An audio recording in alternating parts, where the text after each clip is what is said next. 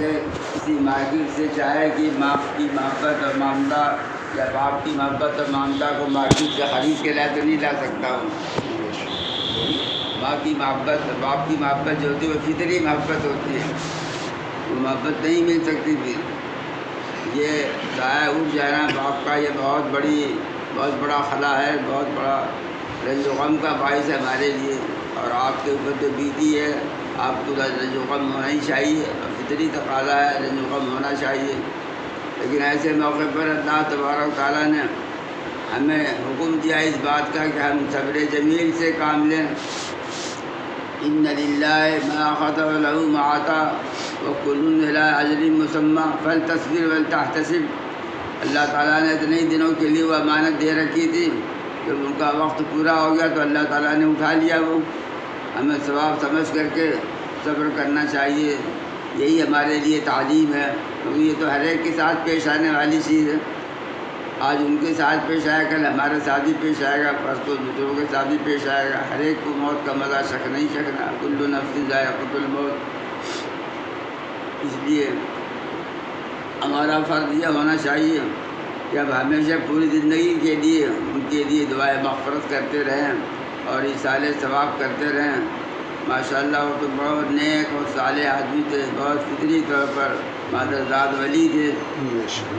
اللہ تعالیٰ نے انہیں بہت چیزوں سے عافیت میں رکھا تھا، بہت مقبول عطا فرمائی تھی.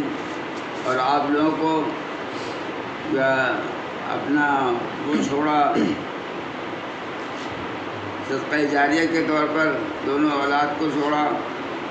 عالم بنایا، نیک بنایا، صالح بنایا، عالم بعمل بنایا، مفتی بنایا، اور آپ لوگ ہدایت کا کام انجام دے رہے ہیں. جی یہ ان کے لیے صدقہ جاریہ آپ دونوں حضرات برد صالح اللہ نے عطا فرمایا ان کو. تو آپ حضرات ہمیشہ ان کے لیے صالح ثواب دعائیں مغفرت کرتے رہیں. اس میں کوئی کمی نہیں ہونی چاہیے.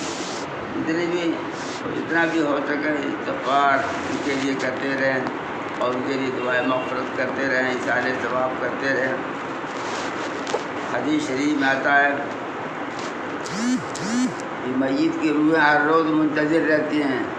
جب کوئی مسلمان دوسرے مسلمان کے لیے دعائیں مغفرت کرتا ہے، صالح ثواب کرتا ہے، تو ان کی روحیں خوش ہو جاتی ہیں. اس حدیث سے پتہ چلتا ہے کہ ہمیں ہر روز ہر مسلمان کے لیے، گزرے ہوئے مسلمانوں کے لیے بھی، زندہ ان کے لیے بھی برابر دعائیں مغفرت کرتے رہنا چاہیے. ربنا اغفر لنا ولاخواننا الذین سبقونا بالایمان. اللہ نے قرآن پاک میں بھی ہم کو تعلیم دی اس بات کی. اس سے غافل نہیں رہنا چاہیے، برابر دعائیں مغفرت کرتے رہنا چاہیے. اور رب ارحمہما کما ربیانی صغیرا، رب ارحمہما کما ربیانی صغیرا، بھی برابر ان کے لیے دعا کرتے رہنا چاہیے. اللہ تعالیٰ ان کی بال بال مغفرت فرمائے، ان کے درجات کو بہت بہت بلند فرمائے، ان کی قبر کو نور سے منور فرمائے، اور ان کو جنت الفردوس میں اعلیٰ مقام عطا فرمائے. اور آپ سبھی لوگوں کو صبر جمیل اللہ تبارک و تعالیٰ آپ کو نعمت بدل اس کا عطا فرمائے.